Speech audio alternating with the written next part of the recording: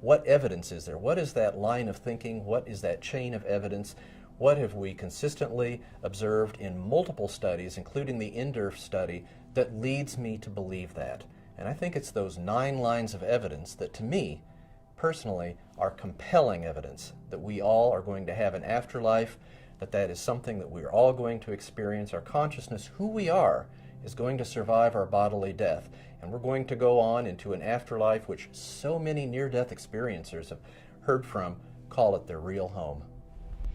One of the most significant lines of evidence I have that near-death experiences prove the existence of an afterlife is the out-of-body observations that near-death experiencers make. Nearly half of people who have a near-death experience will have an out-of-body state. We'll call it an OBE.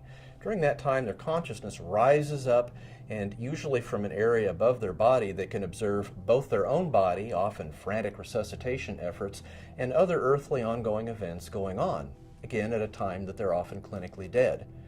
Part of my study was to look at 617 near-death experiences.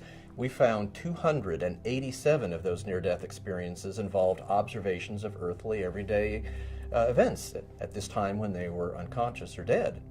And to my considerable surprise, we found that an unbelievable 97.6% of the time, every observation that they were making, everything that they shared in our survey in their narrative form was realistic. In other words, there was nothing that seemed unrealistic about their observations of earthly events to either the near-death experiencer or to myself personally looking over their narrative. The number of people that described a near-death experience while they're undergoing general anesthetic. To understand how amazing that is, understand that when you have a cardiac arrest, you have no potential for a conscious experience.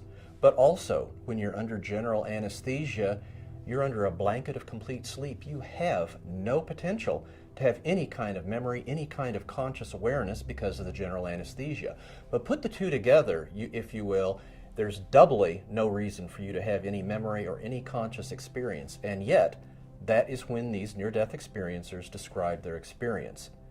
We know that's true because they typically describe in the out-of-body state during their near-death experience, with their consciousness above the body, they see, and some have described dramatically, their electrocardiogram, a measure of heart electrical activity, flatlining. There's the immediate frantic resuscitation efforts that they watch from their ringside seat above their body. And as time goes on, they go on and have a typical near-death experience. But in our study, we found 23 near-death experiencers that had their experiences while under general anesthesia.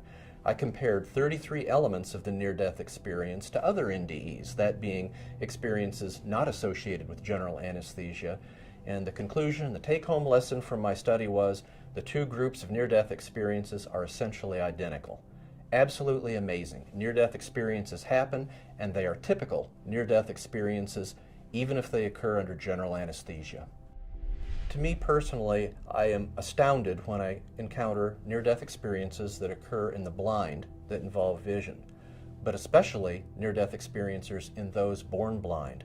I've interviewed at length a near-death experiencer who was born blind, never had any visual perception during her entire life, and yet when she had a car accident at the age of 22, all of a sudden she had vision, and described in great detail what her body looked like in the emergency room table below, went on to describe a typically highly visual experience. And again, there's absolutely no medical explanation for this possible.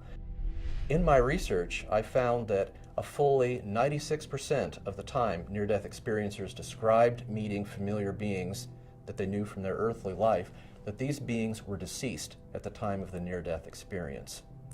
And actually what's interesting is the number of near-death experiences where they encountered somebody who seemed familiar, but they didn't know who it was. And only when the near-death experiencer looked at old family portraits, all of a sudden they would go, aha, that's the individual from my near-death experience, say a great-grandfather, a great-great-grandmother, people that they never even met in their life. And yet there, by studying old family portraits, later on after their experience, suddenly connect the dots and realize dramatically that that was who they encountered. We found in our study of near-death experiences, not only from just around the world, but even in very different cultures, in non-Western cultures, the core element of near-death experience seems to be basically the same. Near-death experiences are far more similar than they are dissimilar.